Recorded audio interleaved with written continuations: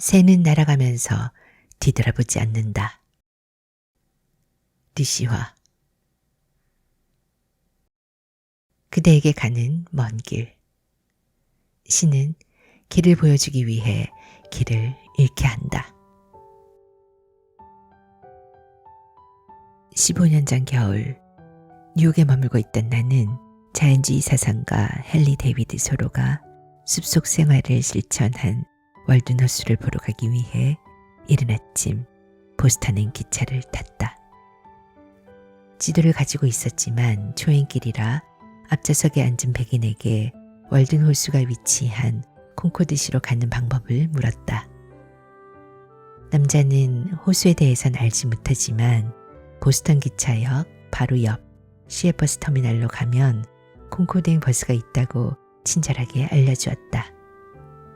보스턴역에 도착한 나는 그의 설명대로 버스 타는 곳을 금방 발견할 수 있었고 다행히 시간마다 버스가 있어서 얼마 기다리지 않아 콩코드행 차에 올라탔다. 그날따라 폭설이 버부어 눈 많기로 유명한 미 동북부 지역의 겨울을 실감나게 했다. 하얀 눈발이 시야를 가리고 나무도 숲도 온통 흰 세상이었다. 그런데 30분 거리라고 알고 있던 콩코드는 3시간 넘게 눈보라 속을 달려도 나타날 생각을 하지 않았다. 눈길이라서 버스가 느리게 간다는 사실을 감안한다 해도 불길한 느낌을 지울 수 없었다.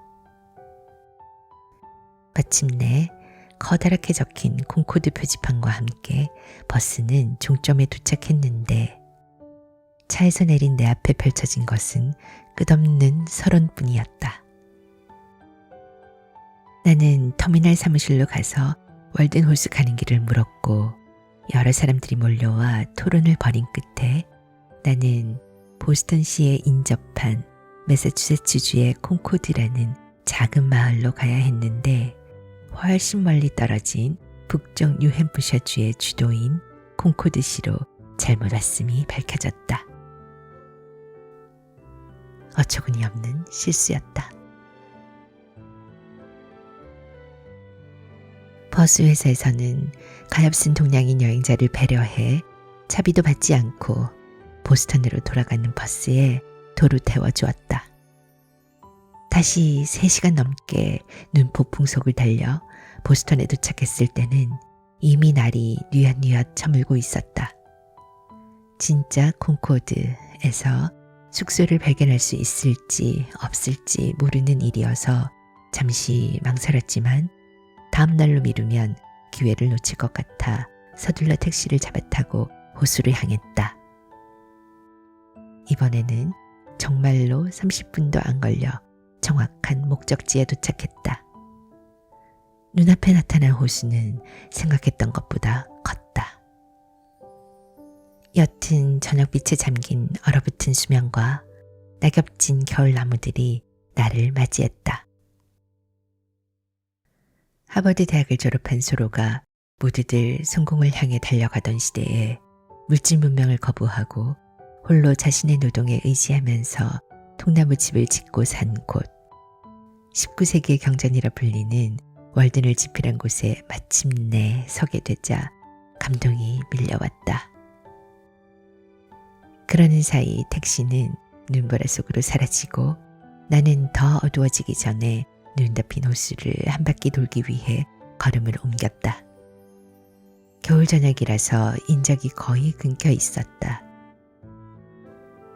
그런데 산책로 중간에서 한 백인 노인과 마주쳤다.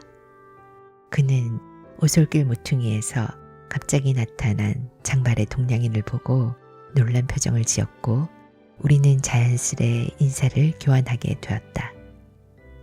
그는 소로의 책을 읽고 40년 전에 콩코드로 이사와서 자연주의 사상을 실천하며 살고 있는 사람이었다. 우리는 날이 완전히 어두워질 때까지 그렇게 둘레길을 돌며 월든 호수와 소로에 대한 얘기를 주고받았다. 그리고 계획에도 없이 그의 집에 초대받아 저녁을 대접받았다.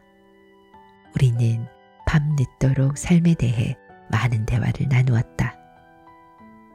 이튿날 나는 그의 안내를 받으며 새로 복원된 소로의 오두막과 소로의 스승 에머슨의 생가도 방문했다.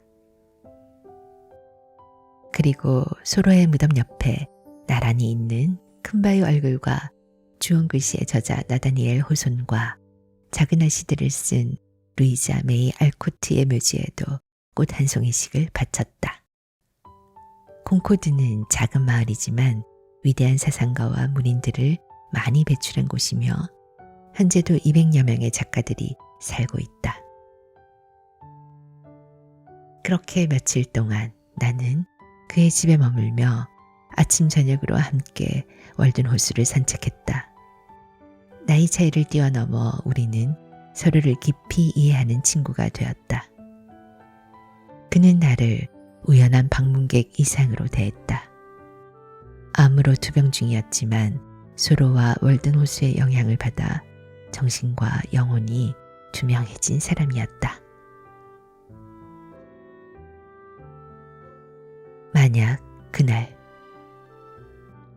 엉뚱한 콩코드시로 가는 실수를 저지르지 않고 곧바로 월든 호수에 갔다면 나는 그와 마주치지 못했을 것이다. 내 마음에 남아있는 한 아름다운 영혼을 만나는 행운을 얻지 못했을 것이다.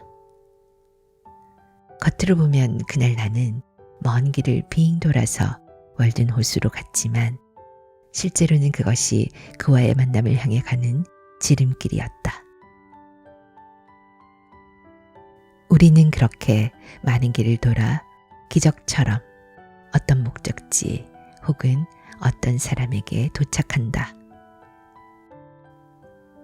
때로는 우회로가 지름길이다.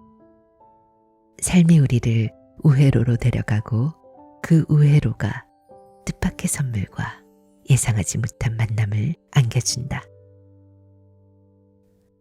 먼 길을 돌아 곧바로 목적지로 가는 것. 그것이 여행의 신비이고 삶의 이야기이다.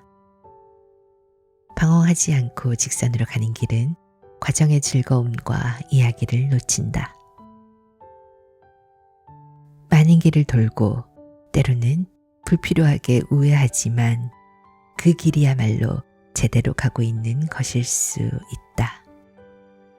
헤매는 것 같아 보여도 목적지에 도달해서 보면 그 길이 지름길이자 유일한 길이다.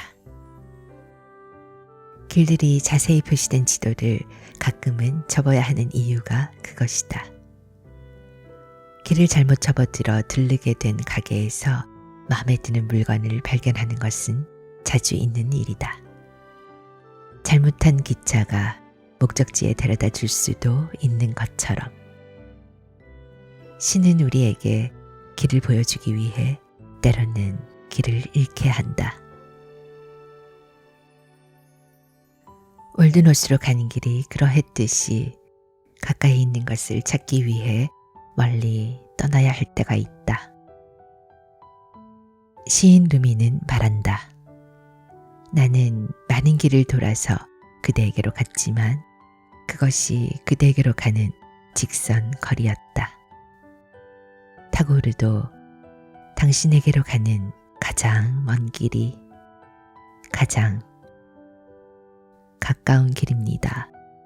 라고 노래했다.